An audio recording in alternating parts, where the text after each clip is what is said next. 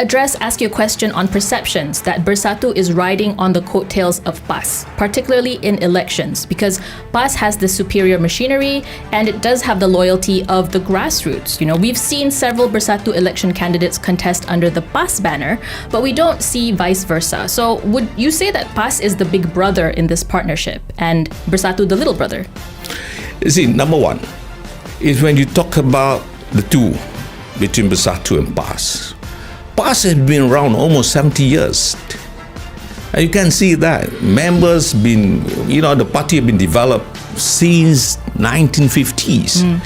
Whereas we just formed our party 8 years ago. And then for people to come and join on board of our party, they would like to see and they give chance to us. I think all of us, we feel proud to say for 8 years, after 8 years, we are here now. And for that, I think you look at elections, general elections, who actually believe that for a young party like ours, Bersatu, can win? We won 31 seats out of 222.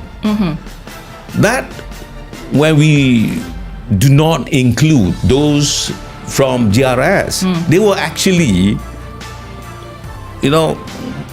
when they became our representative, they were actually representing us, Perikatan Nasional. Okay. How many of them? 6 of them. So otherwise, it is 37 of us. And PAS won by 44. It's almost equal. So you're saying, right, in your very first elections, you managed to gain 30-odd number of seats, right? Some would argue that you should have won the elections first before going into government. That wasn't the path for Bersatu. But ultimately, in GE15, you managed to win the seats and to form a formidable opposition with PAS. And as you pointed out, PAS has that history of machinery. So, of course, they have that machinery on the ground. But I do want to point out that even in states where PAS is a fortress, such as Kelantan, that hasn't guaranteed success, as we've seen in the recent Negiri by-elections. I saw you on social media. You were very hard at work campaigning all across the district, but PN lost by an overwhelming majority of over 3,000 votes. Previous elections, the margin was only a couple hundred votes. So I have to ask, is PN losing its appeal among your core constituency? Right, and I tell you this. You asked me this question after Negiri.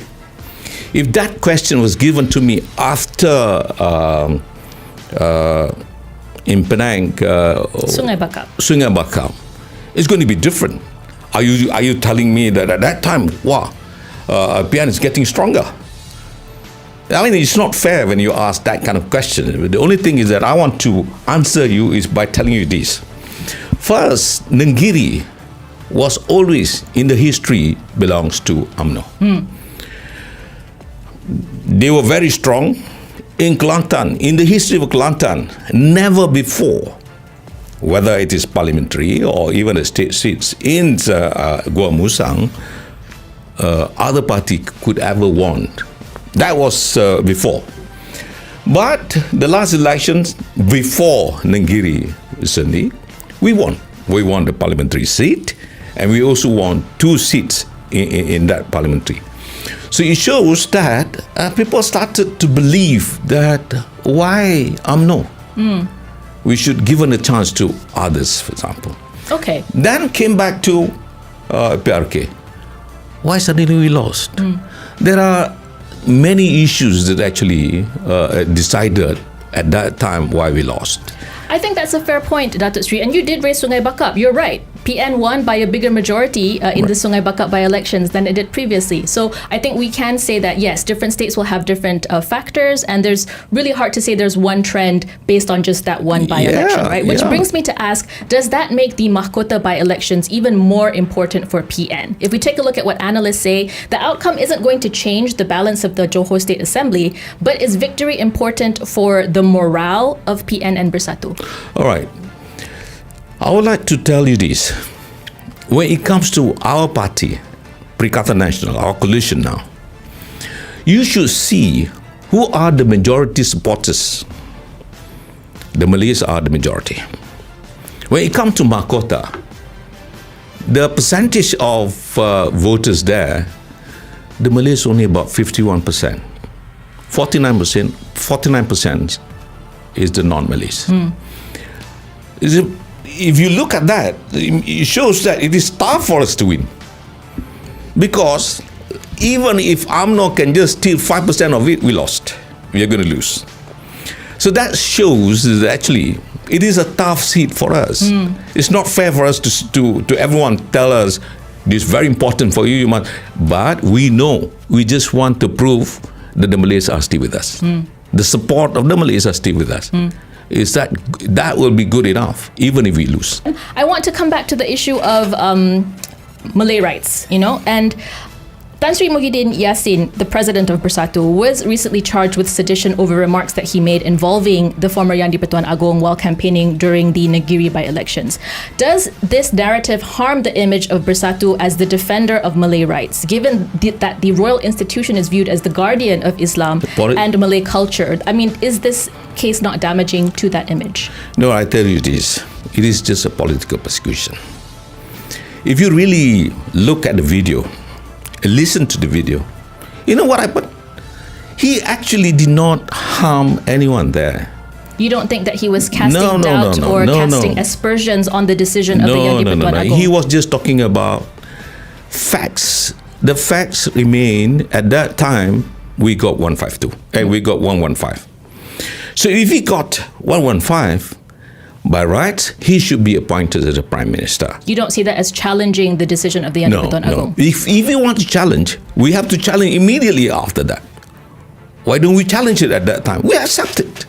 The fact that Agong has already appointed someone to be a prime minister. Okay, that's it.